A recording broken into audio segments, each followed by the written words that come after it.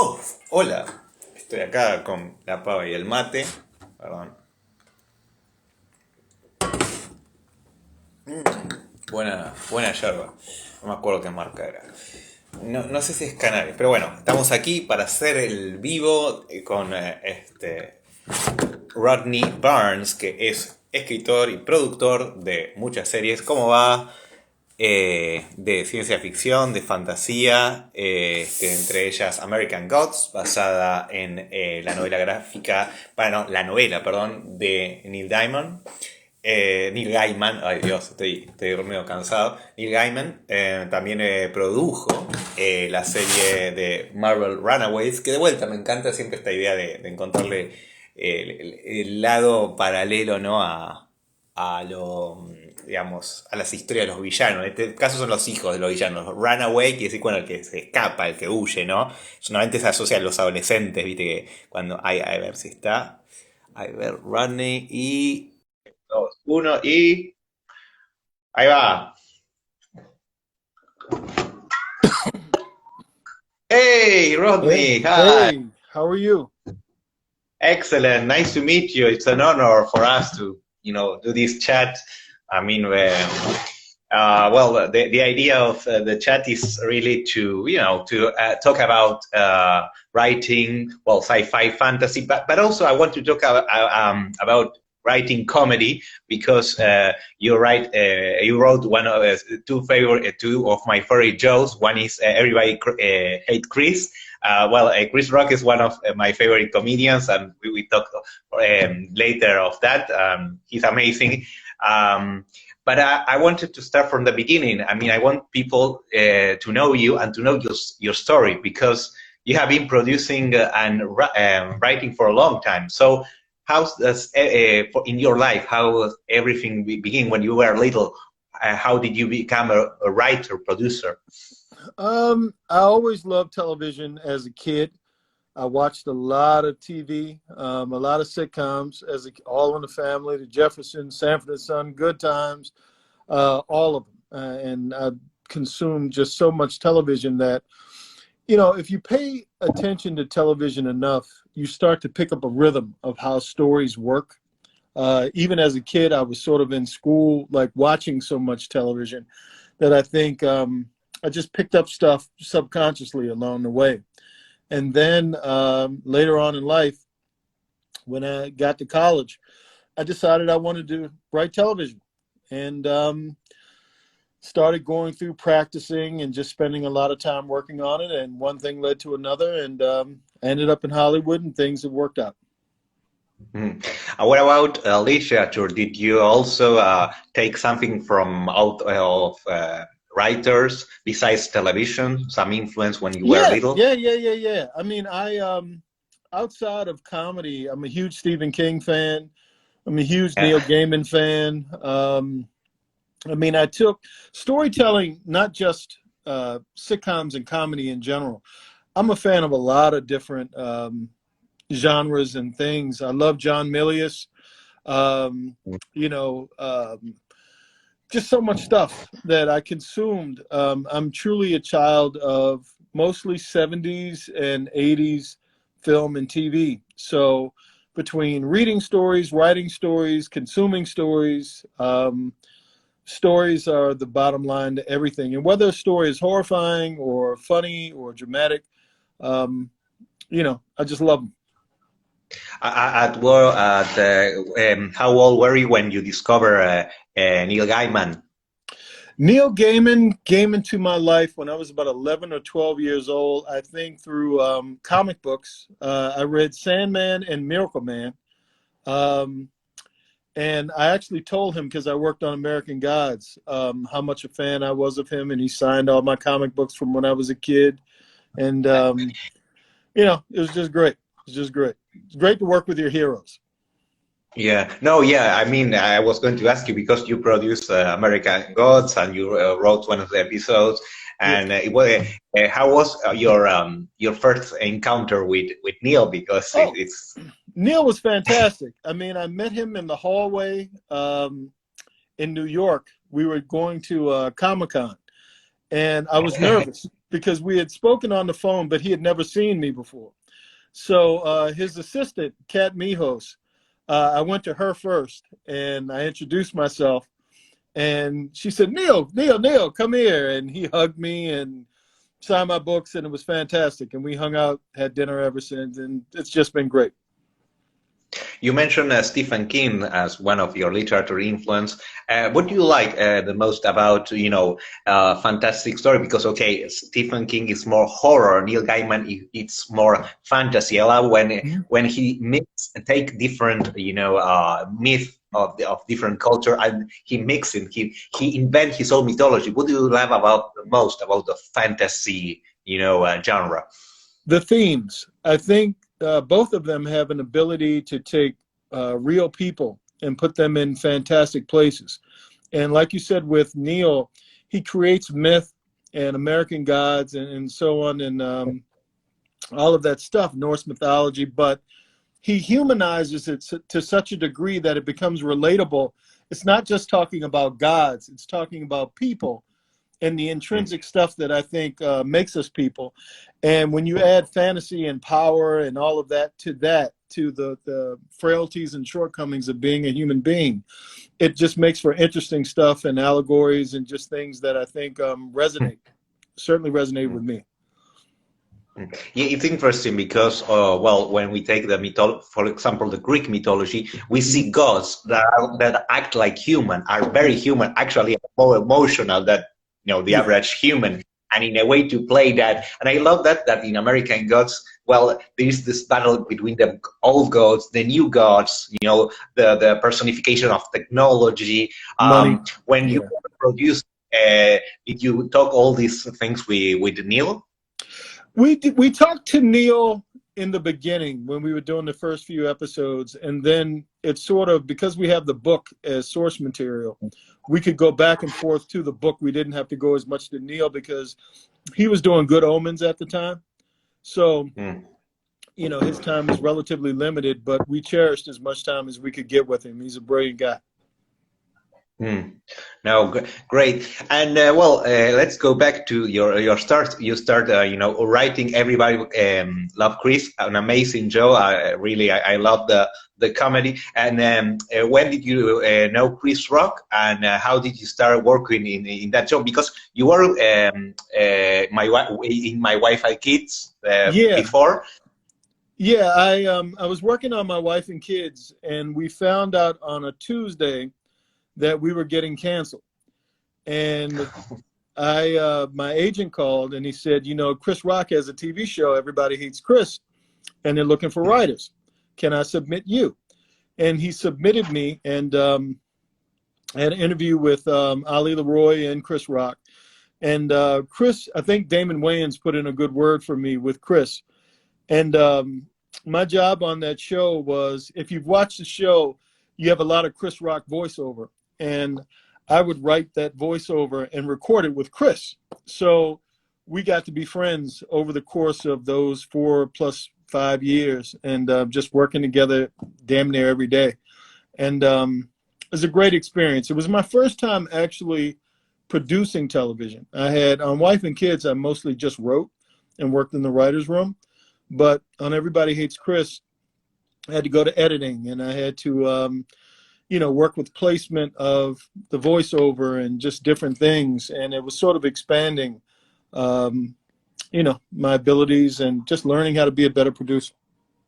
No, actually, Wayans and Chris Rock are two comedians that I think they are naturally funny. I mean, I've seen them in interviews. I saw one in the Graham Norton show where Chris Rock just, when he talks, he says something funny. He's really a very smart person.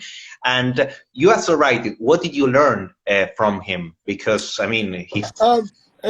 Chris is one of my best friends. I love him to death. We spoke yesterday, I think it was. And, he just has a way of looking at the world in a very honest way. And I think a lot of times people tend to look at life as what they want it to be. And some people have the ability to look at life for what it is. And Chris is one of those guys. And, I think for someone who has accomplished so much, he's really a down-to-earth guy and humble. And, you know, he has taught me to be patient. And he's also taught me the virtues of having a great work ethic. You know, Chris works really, really hard. He will work in his stand-up routines. He will work 100 shows for free before he'll sell a ticket, and perfecting it, just going over it again and again and again. And, you know, and having good taste. And I think Chris consumes a lot of material as well, but it's mostly the best of material. You know, the music he listens to, the books he reads, the films he enjoys. I've learned a lot from him. It's been a great ride being his friend. No, yeah, I mean, and actually, you produce two of his shows. One it's Kill the Messenger, and the other one is Tambourine. What I found of Tambourine, it's so honest there. I mean, can see he talks about his divorce, and you can see something that really really affects him, but in a way he can talk honest about it and just make jokes about it in a way. It's like in a cathartic way. I mean, I found that incredible. So the process of when we were there, how was the backstage of that show? Because I know it's a very personal thing. For me, I laugh a lot with the jokes, but at the same time, it's like I learned some lessons from his experience when he talked about long-term relationship, and he talks about his mistake. He's really so honest. For a moment, I say, oh wow, he's really being serious, right? And then he changed to comedy. Oh, it's so fantastic. Yeah, I mean, for him, the process for him starts way before you actually see the show.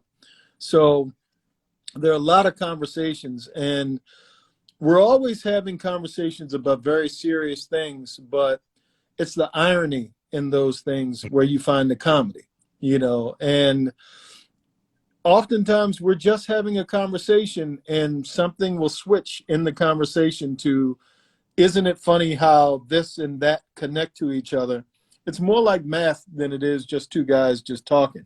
It's like it's always present, but it's always in the irony of even the worst of situations, how life kind of works. And he just has a very special ability to pull the best out of bad situations.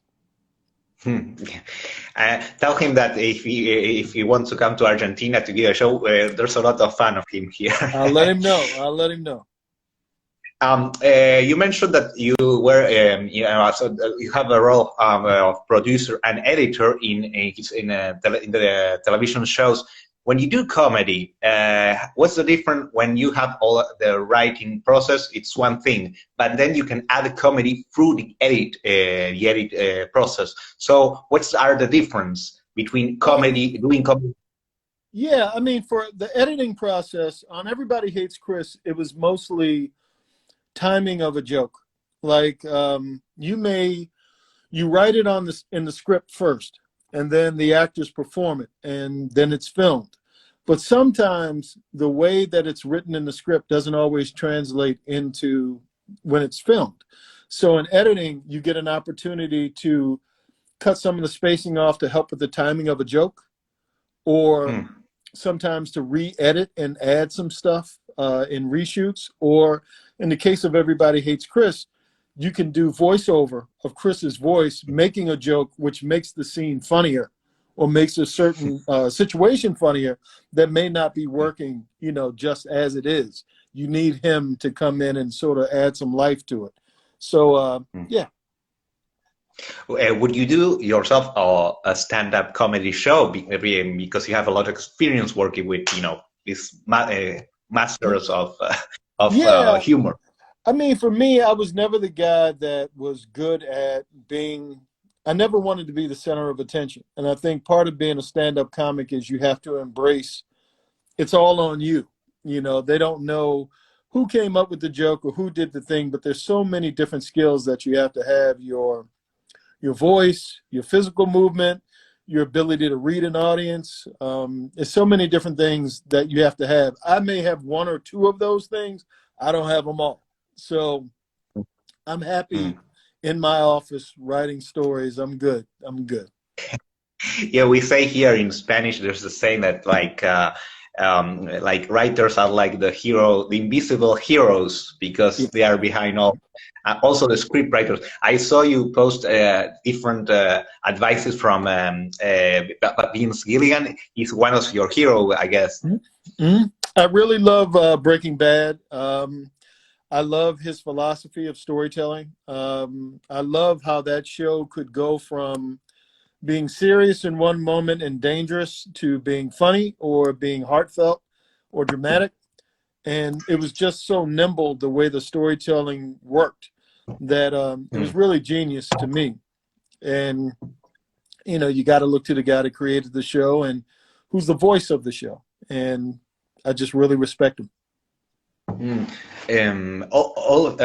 Also, I was trying to contact David Chase. There's another reference in the writing. What do you think about his work? Because now he's going to do a prequel of The Sopranos. Yeah, the Sopranos movie.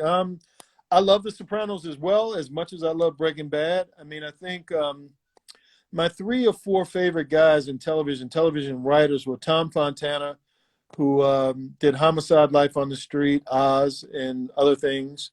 David Simon, who came from the world of Homicide: Life on the Street and did The Wire. You know, David Chase, any of those guys who sort of move the needle in how we look at television. I mean, I think The Sopranos sort of changed the way that Sunday night at 7 o'clock on HBO, you know, how we view those types of shows. And, you know, Breaking Bad sort of had its own inventive way of making a drama more than just a couple of things and really making it so unpredictable you didn't know what it was going to be. So I'm a fan of anyone having made television and worked on television for so long. You realize how any great show is sort of a miracle. And Yeah. you know, you have nothing but respect. I didn't know that before I got into it, you know, but now that I'm in it, you realize that anything that you see on television that is remotely good, it's a miracle. So any of those guys are miracle workers to me. Strong statement that, but yeah, I've been hearing that. Also, I think it works like that in all countries because we know we are nowadays, especially, we are so get used to this formula that originality is becoming more and more less often. You know, you mentioned Tom Fontana. We did a live with Tom. He's a great guy. Yeah, I will send you. It was a great chat because I watched us when I was young. I say, what were you doing watching us when you were like 12? Well, I was hiding from my parents to see the us because it was amazing. It was. And yeah, and that's the thing. Us was, for example, a show that break all rules. I mean, The Sopranos, okay, he has for the first time an antagonist, well, not an antagonist, but an anti-hero as a character. But in us, they're all bad people. Yes. I mean, and if you want to do that right now, it's easier. I mean, things have changed. It would be easier. I mean, you took Marvel Runaways, for example. They're all anti-heroes. So do you consider that you are more, you feel more, there is more freedom to, you know, dig in these kind of characters right now? I think it's easier to be honest with those types of characters because I think anytime you have characters who are supposed to be purely antagonists or purely protagonists, I won't say it's boring. I'll say that I don't think it's real and I don't think it's honest. I think for the most part, all of us as human beings have good parts and bad parts. And there's some people who wrestle with those bad parts, and there's some people who embrace those bad parts. And I think being able to tell stories about multi-layered, multi-dimensional characters is sort of the stuff that's really, really interesting. And you find that more often than not in anti-heroes. You know, they're still heroic, but they tend to look at life in a really honest way, which gives you an opportunity to be more creative, I think, in the way that you tell the stories. Yes, I actually tracked down some series that we tried to use anti-heroes before The Sopranos, and they didn't last like 2 episodes. Yeah, that was a problem back then. Actually, Yes. well, the original House of Cards, the British version, again have many difficulties too, because it's difficult to create empathy for a character you hate, right? Yes, it's very important. Networks like when you create characters that people like, because television is about creating empathy. So if the audience feels a particular way about a character, they feel like they see something of themselves in a character and they like them, they'll come back week after week after week to watch the show. But I think sometimes they sell the audience short as to what those tastes are, because I think people don't always want to see a reflection of themselves. They want to see characters who sometimes do things that they would like to do, but don't necessarily have the courage or the opportunity to go to that place. So, pushing the boundaries. I think all of us want to see characters that push the boundaries. Well, American Gods is that it's all about ambiguous moral. They have all these characters are ambiguous morally speaking, which is what would you consider your favorite character from the Mr. universe Nancy. of? Mr. Nancy, Anansi, was my favorite character. I loved him. I love Orlando Jones. He was the most fun. He was exactly what you were just describing. He was the type of guy who would say anything. He was still a god, but he would say anything. He would do anything. He was always thinking. He was always calculating. You could never really trust him, but somehow he always came through and did the good thing at the right time. Yeah, Orlando Jones is a very talented actor. Most of his career he has done comedy, but I mean he's so talented he can do anything, right? And that's something I always hear is that it's more difficult to do comedy than to do drama. Would you agree with that? I mean, I think it's according to what it is. I mean, I think and what we call comedy, because Tony Soprano had moments of being really funny, but it was a drama. yeah. And so, I think it's according to what it is, more so than comedy versus drama. I do think there's a certain energy in comedy that takes physical stamina. Like you have to really be able to think on your feet. You have to have the ability to be able to push the boundaries in such a way that you still stay within the margins, but you're pushing them so much that you're still able to get across a show that people are able to watch. But, I don't think it's one over the other. I've seen dramatic actors who've taken you to places, again, talking about Breaking Bad. Was Walter White, was that a comedy at times? He was very, very funny, but he was also heartbreaking. And he's also mean sometimes. And, Walter White Heisenberg was sometimes a heightened funny guy or a dark guy. So, I think it's according to the project as much as anything else. How did you cast Orlando for that role? I mean, there was did you think about him as a first option, or there were like many?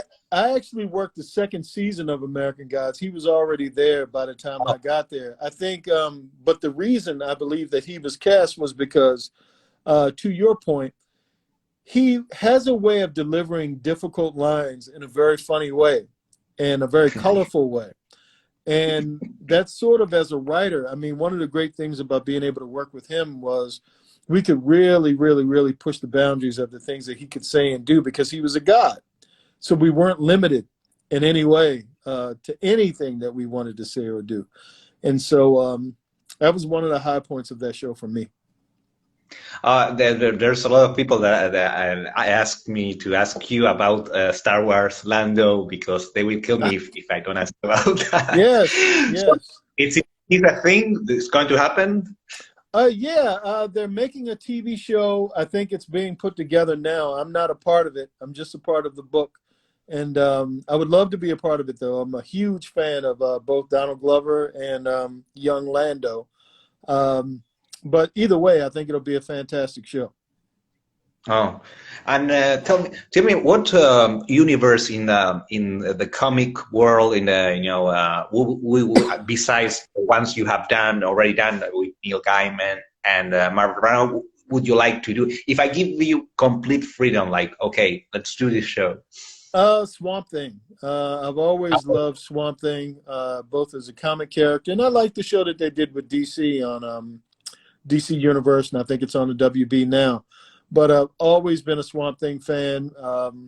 Alan Moore's Swamp Thing changed my life. I just feel really, really indebted to that character. I would love a crack at writing that character. Yeah, it's actually very funny because since what Alan Moore Watchmen, he created this genre of the real the jerk superhero, like superhero acting realistic. Now we have The Boys in Amazon. We have like a lot of variety, but I think they are losing. Some shows are losing like the main idea of that is that showing the funny thing about this show is see them act like it's show that this superhero that deep down is like American God. It's human. It's so emotional. Well, in the case of The Boys, they are always screwing up. I mean, Homelander is just a very, very evil character, but it's seen as a superhero. So what do you think are the keys to write this kind of genre? I call it the jerk superhero. I think it's mostly that character's point of view in the world that character is set in. I think it comes from most of your DC or Marvel characters, with the exception of Deadpool, are pretty straightforward in how they go about their crime fighting. So it's natural that you would have superheroes that don't necessarily, it's like going to work in a way and you have a really bad job. If say you had to be a homicide. There is no sound. Most can you hear of those me? Guys, I can hear sorry. you. Can you hear me?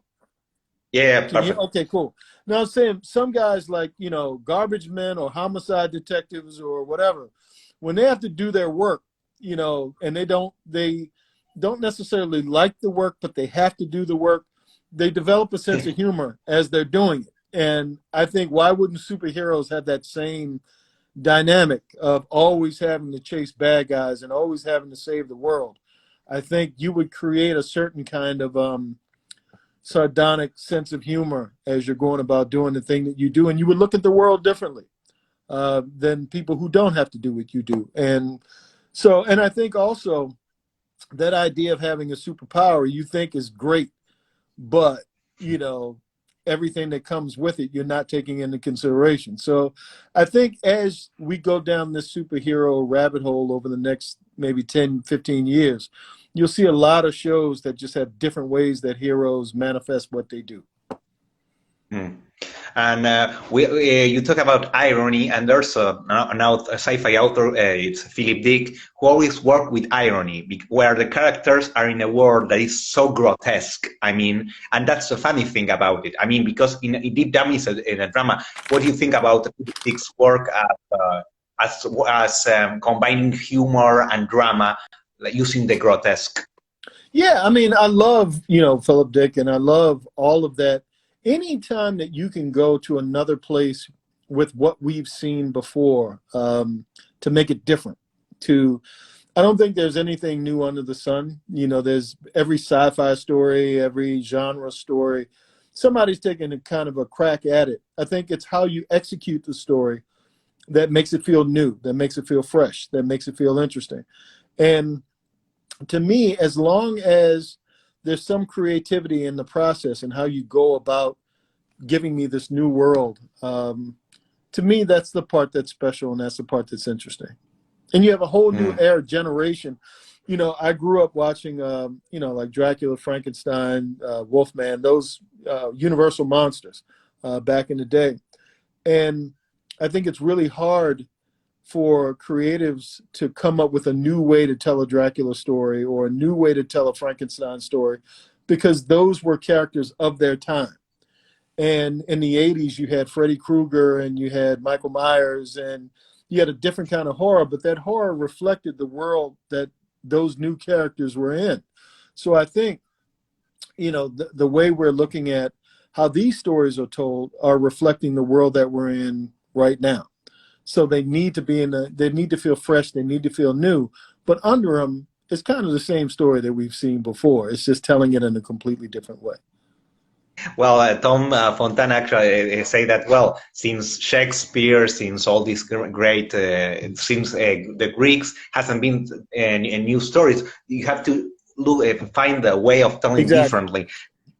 And recently I spoke with Phil Tippett, who said the problem with the new generation is they are trying to do what we did in the 80s. And the idea is to find new ways. I think, well, he says a very interesting phrase. He says that the problem is these new generations are consuming, they born with massive media. And for example, in case of your generation, you didn't have that. You have to read, a lot of books, study different. Would you agree with the film? Yeah, I mean, I had 3 channels, and I think maybe 2 or 3 movies came out a week, and whatever you didn't get on those 3 channels, you just didn't get. And they would cancel shows at the end of one season, and you look forward to new shows in the next season.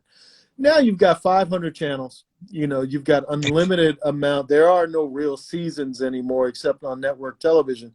You get stuff when you get it, and it's constant content all the time. And it's everywhere. It's on my phone. It's on my iPad. It's everywhere. So I do think that, because there's so much stuff, that it creates this this need to continuously find new and inventive ways to get those eyes, because people can only consume but so much. Oh, by the way, you saw the Stephen King photo with the mate. Do you know the story behind that photo? No. Which one? Stephen King drinking mate. I don't know that story. I don't. Well, Stephen King did a cameo in It, second part 2, because the director is Andy Muschietti. He's an Argentinian, actually. So he went, Stephen, can you try the mate? And he's with the football team. That's the story. Got it. Okay. He made. Do you know mate? Got it. This is a very traditional drink from Argentina. It's like tea, only with caffeine, so it's like boost you. I will try to send you, because I sent some of the guys. I spoke with Brandon Braga. Well, Tom Fontana, I sent him alfajores, the very sweet treat we have here. I will try to send you to ask Carlos.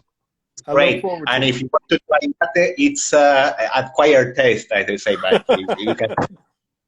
I look forward to trying it out. And I want to ask you a question I ask everyone, and is, how would you like to be remembered? As someone who took the craft seriously, who did his best to continuously improve, who didn't take the viewer for granted or the reader for granted, and who appreciated every opportunity of every day to be creative. Would you do a co-production with, I don't know, other countries, Latin America, of course, Asia? Yes. I mean, I think the idea for me is to always challenge myself and do things that terrify me. So that would terrify me. Oh, great. Well, thank you very much for this chat. And, well, if you want, I can send you some stories or writer from in America. I would be glad. They're amazing. And, well, let's keep in touch. And if you want to do this time again and chat something, you're welcome in our little community. Thank you for having me, and thank you for inviting me in the first place. See you. Bye-bye. All right. Bye-bye.